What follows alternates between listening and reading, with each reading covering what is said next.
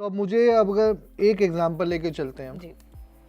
कि मेरे पास एक प्रोडक्ट है, अब हम उसका वेट निकालते हैं कि कितना वेट है उसका, क्या उसकी सेलिंग प्राइस है, क्या हमारे पास उसकी कॉस्टिंग पड़ रही है, क्या उसमें हम प्रॉफिट कैलकुलेट कैसे करते हैं, उसके बाद उसके अंदर जीएसटी कैलकुलेट कैसे होता है। तो बेसिकली जो मैं चाह रहा हूँ कि हम प्रॉपरली हम अगर कोई भी अगर एक नॉर्मल लेमैन है, अगर उसको अगर वो चाहता है कि मुझे एक ई कॉमर्स बिजनेस स्टार्ट करना है, करेक्ट, तो वो उस चीज़ को एग्जैक्टली कैलकुलेट कैसे करते हैं, उसके अंदर चार्जेस क्या है, कैसे लगेंगे वो, तो हम एक एग्जांपल के थ्रू लेकर चलते हैं कि हम उसको समझ सकें कि एग्जैक्टली होता है क्या। तो उसके लिए हम अपनी एक्सेल शीट खोल लेते हैं और एक्सेल शीट पे मैं आपको ठीक से एक्सप्लेन करती हूँ। ठीक है, देखिए, फॉर एग्जांपल हम इस एक्सेल शीट से समझते हैं पूरा कमीशन स्ट्रक्चर अमेजोन का।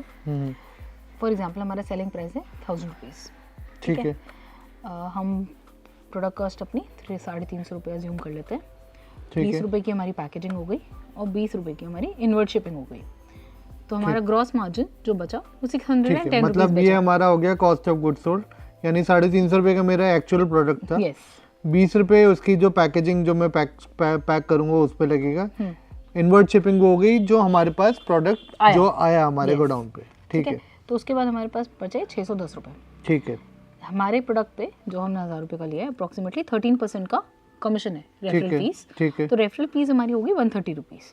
ठीक, मतलब जो रेफरल फी आई जो हमने बात की थी पहले 13% ऑफ सेलिंग प्राइस निकाल दिया हमने। जी, ठीक है।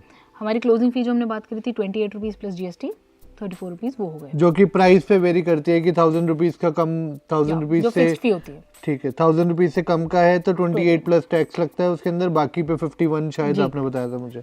तो हमने वो ले लिया, 34 रुपीज़ हमारा क्लोजिंग फी आ गया। हाँ जी।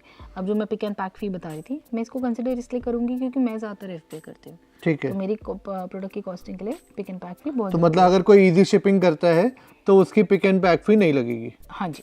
ठीक है। Pick and pack fee approximately 15 rupees plus GST होता है, 18% जीएसटी लगता है, तो हम इसको 18 रुपीज़ अज्यूम करेंगे। ठीक है। शिपिंग चार्जेस, हमारा जो प्रोडक्ट है जो हमने 1000 रुपीज़ का यहाँ पे कंसिडर करा है वो 1.5 किलो के आसपास का है, तो वो 1.5 किलो टू 2 किलो वाले स्लैब मतलब में वो जाता है। पहले हम उसका वॉल्यूमेट्रिक वेट निकालेंगे, विड्थ ब्रेड्थ इनटू हाइट करके, जो हमारा वेट आएगा जैसे जो वॉल्यूमेट्रिक वेट निकालेंगे ना, फॉर्मूला होता है length into breadth into height divided by 5000 centimetres में। ठीक है। ठीक है। तो हमने निकाल के, हमारा 1.5 किलो का प्रोडक्ट है तो वो 2 किलो वाले स्लैब में जाता है, तो उसकी जो हमारी शिपिंग चार्जेस लगते हैं वो 140 रुपीज़ लगते हैं इंक्लूडिंग जीएसटी। ठीक है। उसके बाद हमारी जो रिफंड कॉस्ट लगती है, जो कि हमने डिस्कस किया था कि रिफंड कमीशन लगेगी, रिटर्न लॉजिस्टिक्स लगेंगे और हमारा डैमेज जो होगा।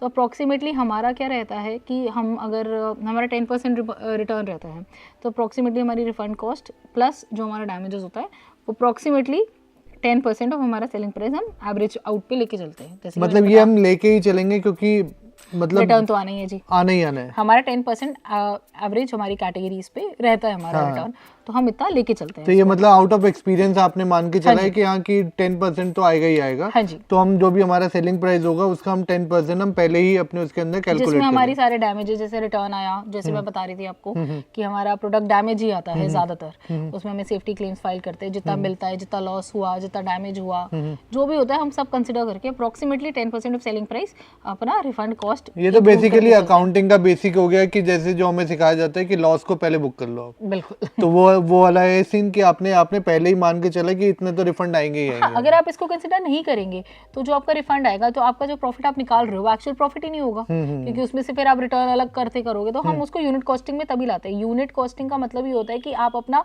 ओवरऑल जितना भी एक्सपेंस है वो ओवर एवरी यूनिट पे डिस्ट्रीब्यूट कर लोगे, तभी आप अपना एक्चुअल प्रॉफिट जान पाओगे। ठीक है। ठीक है। तो अप्रोक्सीमेटली हमारा अमेजोन से जो मार्जिन बचा हमारा वो 188 रुपीज बचा।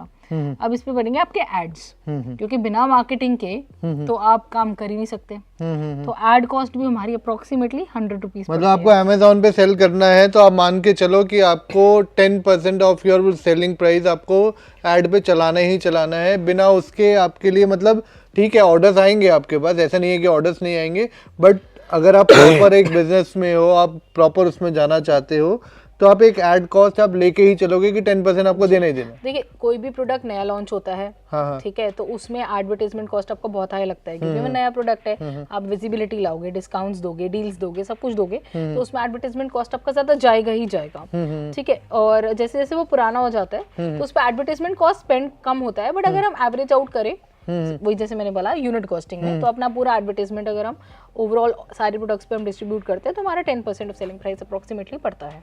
ठीक है, 10% 100 रुपीज ये हो गया। तो हमारा नेट जो मार्जिन बचा है वो 88 रुपीज बचा है on a product of 1000 rupees. तो मतलब अगर हम मान के चले हमारा 390 मतलब 400 रुपीज का प्रोडक्ट है, हाँ जी, हम उसको 2.5 से मल्टीप्लाई कर रहे हैं, हम 1000 रुपीज बेच रहे हैं, मतलब 2.5 गुना अगर हम बेच रहे हैं, तब भी हम उसके अंदर से अप्रोक्सीमेटली 8 to 9% हाँ, मतलब 10% भी हम प्रॉपर नहीं ले पा रहे हैं जी। जिसके अंदर अभी ये हमारा नेट मार्जिन हुआ एक प्रोडक्ट का। इसके बाद इसके अंदर हमारे खर्चे आएंगे, गोडाउन के खर्चे आएंगे, जो लेबर्स आएंगे, जो पैक करेगा, आपका इलेक्ट्रिसिटी बिल हो गया, आपका जो बेसिक ऑपरेशनल कॉस्ट होती है वो आपकी आएंगी जी। तो इसके अंदर आपका मतलब मैक्सिमम आप मान के चलो कि अगर आप 1000 रुपए का प्रोडक्ट है तो उस पे आप 20 से 30 रुपए ही आप एक नेट मार्जिन लेके हाँ चलोगे। जी, हाँ जी, आफ्टर एवरी एक्सपेंस।